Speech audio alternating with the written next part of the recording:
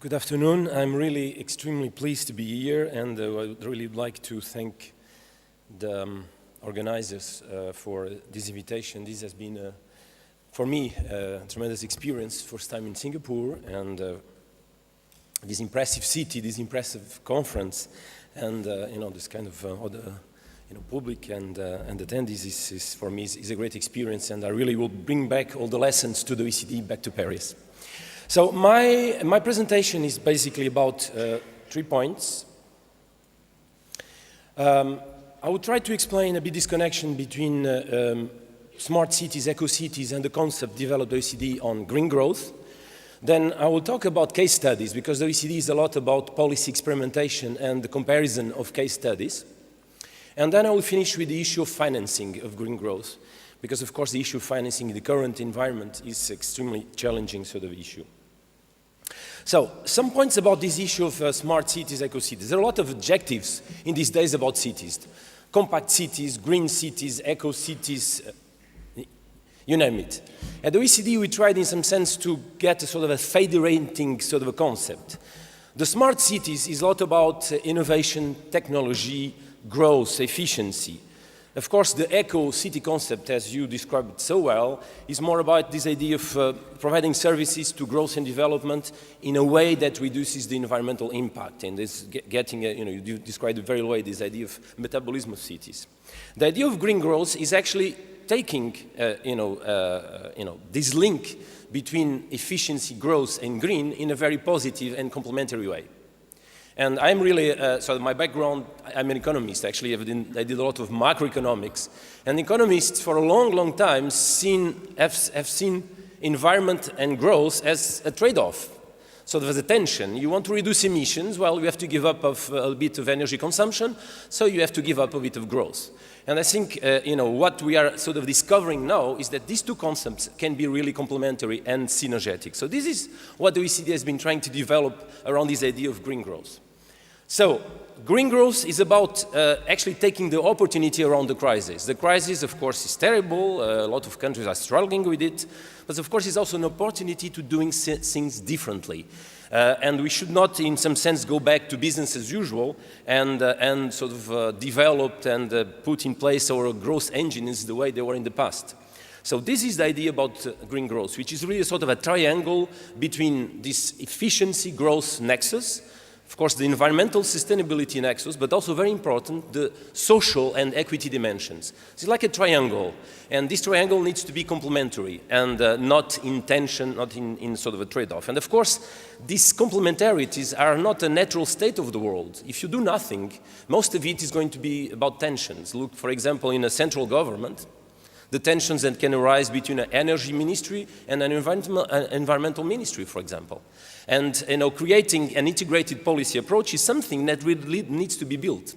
And the idea is that building these complementarities actually works much better when you do it at the right scale. We deal at OECD a lot with central governments, and it's extremely difficult to get this integration of policies. People keep talking about a whole-of-government view, but it's very, very difficult actually to get this thing right.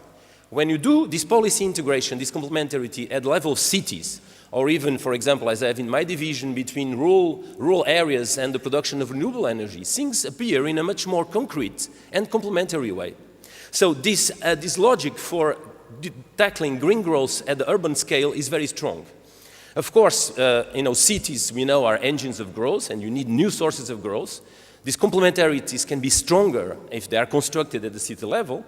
And of course, cities are also a very important locus to deal with another concept that has been developed now in the OECD, which is this idea of inclusive growth.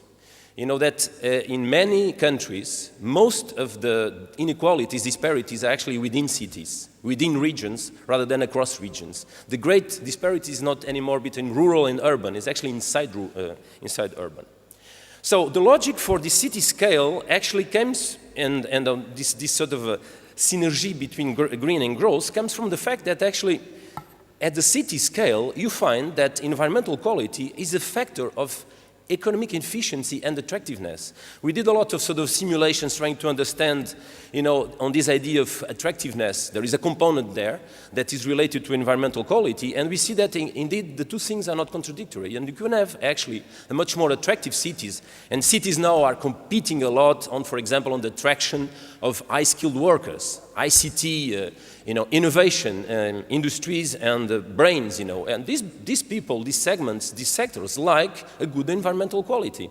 So environmental quality and efficiency, growth and innovation are not at all in tension, but on the contrary, can be extremely complementary.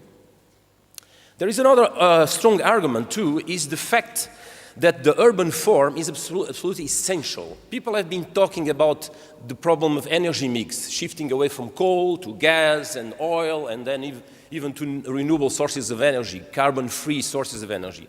But actually there is a very important factor, which is the urban form, that can be as important as is the idea of energy mix.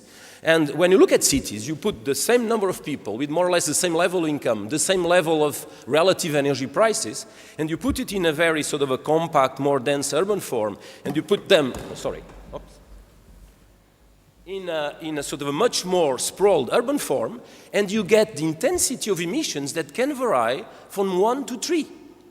1 to 3. So that means this can be as important as shifting, for example, away from coal towards gas, or towards a carbon-free sort of form. And why this is important? It's important because a lot of cities in the emerging markets and developing world are, of course, this process of urbanization is very fast, and the density is decreasing a lot. One of the features of economic development in cities is the lowering of economic density. In some sense, development, when countries get rich, people want to have more space, right? But so whether these cities are going to develop towards sort of a European, Asian model of a rather high density, or towards, let's say, a more US-based model with a very low density, will have a tremendous impact on the energy efficiency and the emissions generated by these cities, and then their impact on the climate change. So this is a very important argument to look at the urban form and do things on an early stage. Because, of course, changing the form of a city is something that sometimes is extremely difficult, right? And if you do it at the early stage, you can have a very strong impact. So what we have been seeing in OECD is this decoupling between land use and city growth, population growth, has worked in some countries, but in many other countries and cities, this decoupling didn't work. And actually, in many cities, the use of land has been much greater than actually the growth of the city.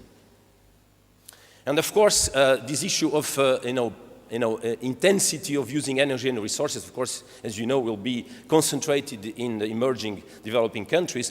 80% of the growth over the next 50, 60 years is going to be concentrated in this country. So, what are the good news? The good news is that there is a lot of policy experimentation. So we don't know the solution. We don't have this miracle sort of a model out there that everybody could follow, but there is a lot of policy experimentation. In some sense, we have to discover all together what is this new path towards this new development model, towards this green development model. So there is a lot of policy experimentation. So I'm going to skip very quickly over this sort of like 8, 9 slides of different sort of policy experimentations. For example, in the way you want to reduce urban sprawl, you have a lot, at local government level, central government, in all levels of government, you have a lot of instruments related to taxation that actually can green the system. Currently, in many OECD countries, the tax system is not green and actually favors the brown economy. The tax system, without in some sense increasing the distortions related with the tax system, you can actually green it and make it much more environmental friendly. We have a lot of experience, preferential property taxes, two-rate property tax, special area tax, development fees. Smarter growth. We can also actually, in some sense, seduce the cities to grow in a much more sort of a smarter way through, for example, mixed-use development, transit-oriented development. There is a list sort of good cases and best practices that we have been sort of collecting. Privileging public transit and green mobility. Again, there is a lot of sort of experimentation in the OECD and in non-OECD countries. Bus rapid transit sort of systems in cities like Curitiba, which is a very famous case, Bogota, Mexico City. Of course, the use of bikes. Now in Paris, I just leave my car. you are from Netherlands, you are used to bikes, but in Paris it was not an habit of Parisians to use bikes. Now it's become actually an habit, and people don't use cars anymore, and actually has become sort of fashionable to actually use a bike in Paris. Financing public transit, policy solutions, the value capture tax, for example. You can you can put a price on the fact when you have a good infrastructure investment, this raises the value of the area, and you can actually use this is a basis for taxing. You can use congestion charges, occupancy toll lanes, parking charges and fees. On the waste policies, again, and sort of a lot of ideas, spreading. For example, policy solutions like the energy supply companies that actually help citizens indeed to do this retrofitting and improve the environmental quality of their homes. The Toronto mayors, for example, Tower Renewable Program, the 50-50 program in Japan, where actually you subsidize when people achieve sort of a substantial energy intensity. The Berkeley First. Water treatment, policy solutions like the water pricing schemes, the Toronto Water Saver Program, the Melbourne Purple Pipes, just introducing these different types of water, a water that is drinkable and a water that is less quality but can be used for all kinds of things like washing cars or flushing, etc. Of course, this required a parallel system of distribution, but this induces a huge gain in terms of water efficiency. Waste diversion, recycling, waste to energy, San Francisco, Chicago, Orsholm in Denmark, Amsterdam, a lot of cases. Build a skilled workforce for the green economy. Of course, you need, as you said so beautifully, you don't have green cities if you don't have green people. And you need to train and form people. So there's a lot of success stories, for example, in Germany, this idea of a solar value, or in Massachusetts, the Clean Energy Center. These are centers for training and education of people.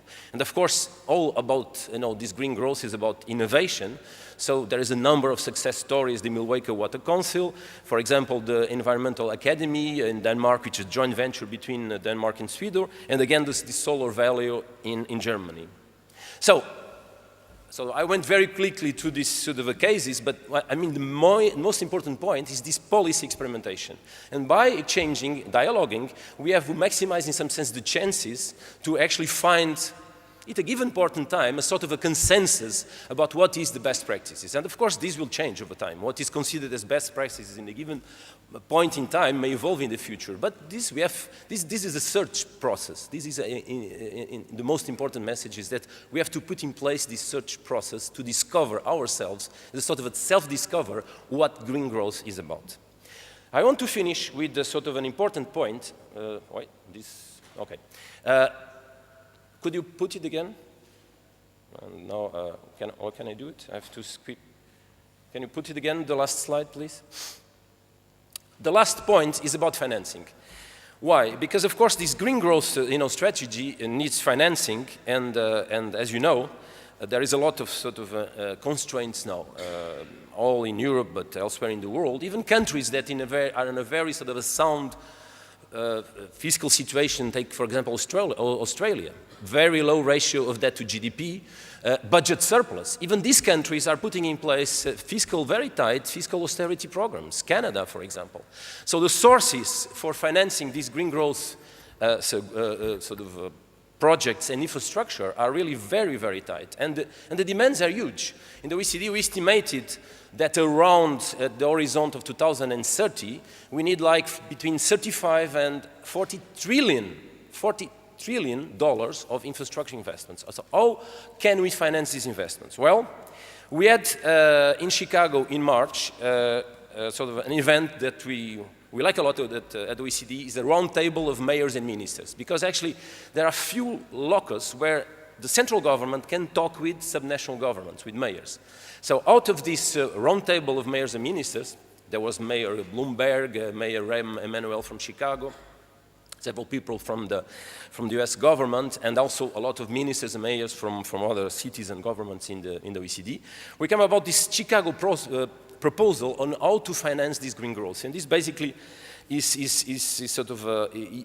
based in 3 main principles. Something that ensures the policy alignment across levels of government, another that make the existing sources of growth greener, like I gave the example of the tax system, and the final is to tap new sources of finance, and of course the participation of the private sector, the famous public-private partnerships, all can be designed in order to make it much more sort of efficient. So this is what this Chicago proposal was about, and I just finished my time, and I would like to thank you for your attention. Thank you very much.